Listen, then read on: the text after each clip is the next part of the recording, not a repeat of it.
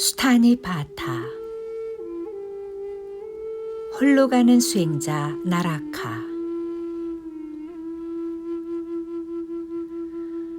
아시타 현자는 한낮의 휴식 때에 깨끗하고 단정한 옷을 입은 30명이나 되는 신들이 기뻐하고 즐거워하면서 옷을 벗어 흔들며 제석천을 극구 찬양하는 것을 보았다. 기뻐서 뛰노는 신들을 보고 현자는 조심스레 물었다. 신들이 기뻐하고 있는 것은 무슨 까닭입니까? 왜 당신들은 옷을 벗어 흔들고 있습니까? 만일 아수라와의 싸움에서 신들이 이기고 아수라가 졌다 할지라도 몸의 털을 곤두세울 만큼 그토록 기뻐할 수는 없을 터인데 어떤 희귀한 일이 있기에 그처럼 기뻐하고 있습니까? 당신들은 소리 높여 노래하고 악기를 연주하고 손뼉을 치면서 춤을 추고 있습니다. 나는 수미산 꼭대기에 살고 있는 당신들께 묻습니다. 존경하는 분들이여, 제 궁금증을 어서 풀어주십시오. 신들은 대답했다. 비할 데 없이 뛰어난 보배인 저 보살이 모든 사람의 이익과 평안을 위해 인간 세계에 태어났습니다. 석가족 마을 룸비니 동산에. 그래서 우리는 이토록 기뻐하고 있는 것입니다. 무릇 살아있는 자 가운데 가장 으뜸 가는 사람, 가장 높은 사람, 황소 같은 사람이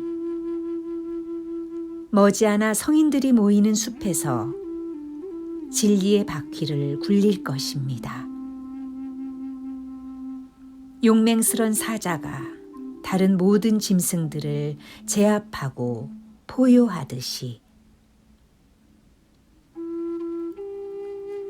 현자는 그 말을 듣고 급히 인간 세계로 내려왔다. 그리고 수뚜다나 왕의 궁전에 가서 석가족에게 이렇게 말했다. 왕자는 어디에 있습니까? 나도 한번 뵙고 싶습니다. 그리하여 석가족의 사람들은 솜씨 좋은 금세공이 만든 황금처럼 반짝이며 행복에 빛나는 거룩한 아기의 얼굴을 아시타 현자에게 보였다. 불꽃처럼 빛나고 하늘의 달처럼 밝으며 구름을 헤치고 비치는 가을 태양처럼 환한 아기를 보고 아시타 현자는 환희에 넘쳐 몹시 기뻐했다. 신들은 1000개의 둥근 고리가 달린 양산을 공중에 펼쳤다. 또 황금 자루가 달린 불자를 위아래로 흔들었다. 그러나 그들의 모습이 사람들의 눈에는 보이지 않았다. 아시타 현자는 얼굴을 흰 양산으로 가리고 빨간 담요에 쌓여있는 황금 보물 같은 아기를 보고 기뻐서 가슴에 안았다. 관상과 베다에 통달한 그는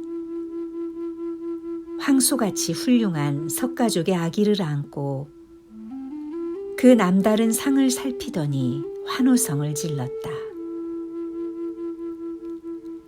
이 아기는 최고로 뛰어난 사람, 이 세상에서 가장 위대합니다. 그러더니 현자는 자기의 얼마 남지 않은 삶을 생각하고 말없이 눈물을 흘렸다. 현자가 우는 것을 보고 석가족의 사람들은 물었다. 우리 왕자에게 무슨 장애라도 있단 말인가? 석가족의 사람들이 걱정하는 것을 보고 현자는 말했다. 왕자에게 어떤 불길한 상이 있어 그런 것은 아닙니다. 이분은 평범한 상이 아닙니다. 정성껏 길러주십시오. 이 왕자는 깨달음의 최고 경지에 이를 것입니다. 이 아기는 가장 으뜸가는 맑고 순수함을 볼 것이며 모든 사람들에게 이익을 주고 그들을 불쌍히 여긴 나머지 진리의 바퀴를 굴릴 것입니다. 그의 청정한 덕행은 널리 퍼져나갈 것입니다.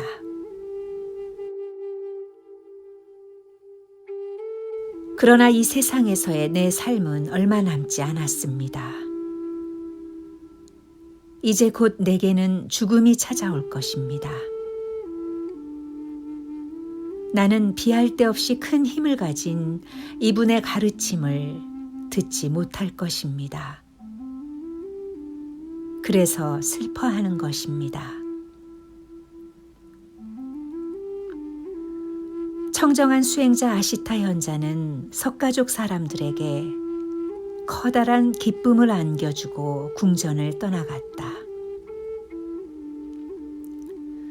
그는 자기의 조카 나라타를 불러 비할 데 없이 큰 힘을 가진 사람의 가르침을 따르도록 했다.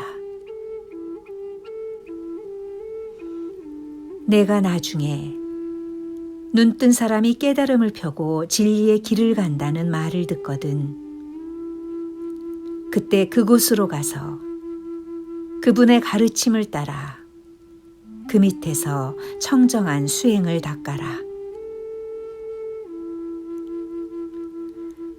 미래에 으뜸가는 순수함을 지닌 분이 온다는 것을 예견한 그 현자의 가르침을 받고 나락하는 온갖 선업을 쌓고 자신의 감각을 다스리며 승리자를 기다렸다.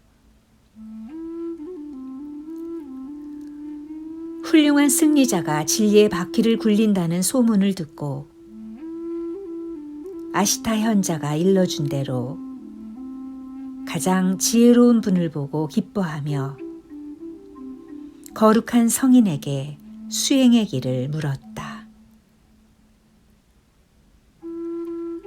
나라카가 말했다.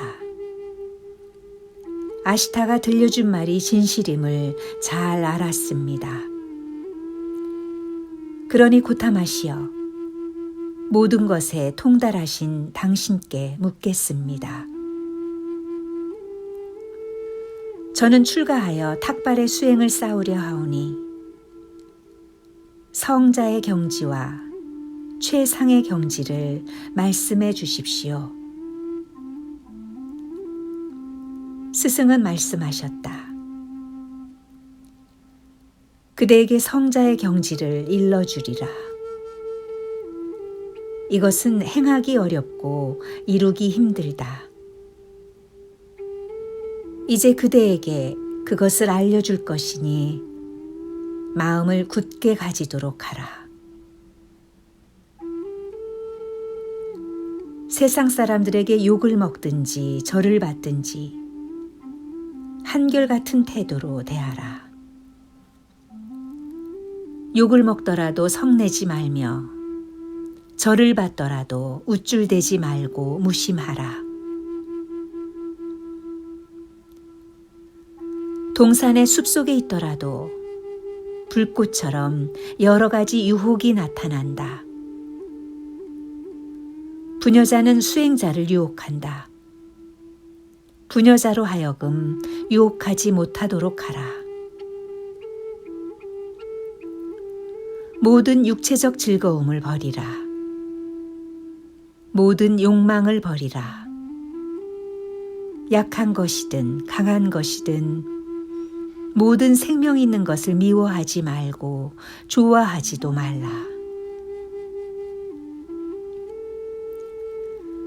그들은 나와 같고 나도 그들과 같다고 생각하여 살아있는 것들을 죽여서는 안 된다. 또한 남들에게 죽이게 해서도 안 된다. 보통 사람은 욕망과 탐욕에 집착하지만 눈 있는 사람은 그것을 버리고 진리의 길을 가라. 그리하여 이 세상의 지옥을 벗어나라. 배를 비우고 음식을 절제하여 욕심을 없애고 탐내지 말라.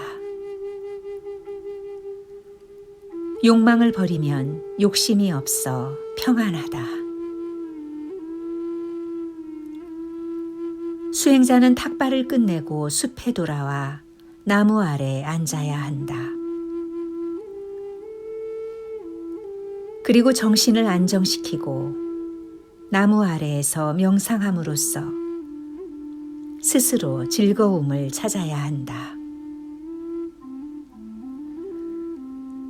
날이 밝으면 마을로 내려가야 한다. 누구에게 식사 초대를 받거나 마을 사람들이 음식을 가져올지라도 결코 반겨서는 안 된다. 그리고 마을에 이르러서는 이 집 저 집 조급하게 돌아다녀서는 안 된다. 입을 다물고 음식을 구하는 말을 꺼내서는 안 된다. 음식을 얻어서 잘 됐다. 얻지 못한 것도 잘 됐다 생각하고 어떤 경우라도 편안한 마음으로 돌아온다. 마치 과일을 주우려고 나무 밑에 간 사람이 과일을 줍거나 줍지 못하거나 편안한 마음으로 돌아오듯이 바리떼를 손에 들고 돌아다니는 그는 벙어리는 아닌데 벙어리처럼 보일 것이다. 시주받은 것이 적다고 가볍게 여기지 말고 시주한 사람을 업신 여겨서도 안 된다.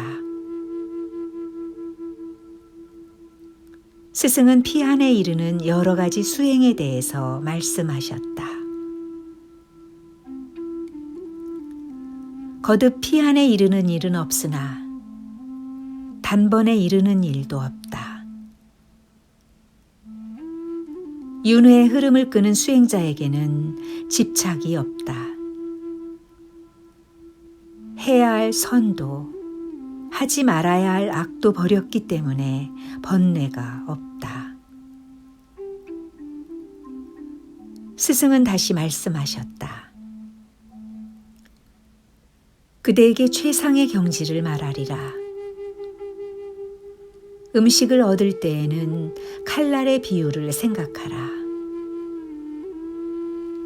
혀를 입천장에 붙이고 스스로 배를 비우라. 마음이 어두워서는 안 된다. 또한 쓸데없이 많은 것을 생각해서도 안 된다. 비린내가 없이 걸림이 없이 청정한 수행을 궁극의 의지처로 삼으라. 홀로 있는 일을 배우라. 으뜸 가는 수행은 홀로 있는 것이다. 홀로 있어야만 진정으로 즐거울 수 있다. 그렇게 하면 그는 온 세상에 빛나리라. 욕망을 버리고 명상하고 있는 그의 이름을 들으면 내 제자는 더욱더 겸손해지고 믿음이 깊어질 것이다. 이것을 깊은 강물과 얕은 개울물의 비유로 알라. 바닥이 얕은 개울물은 소리내어 흐르지만 깊은 강물은 소리 없이 흐르는 법이다. 모자라는 것은 소리를 내지만 가득 찬 것은 아주 조용하다. 어리석은 자는 물이 반쯤 찬 항아리 같고 지혜로운 이는 물이 가득 찬 연못과 같다.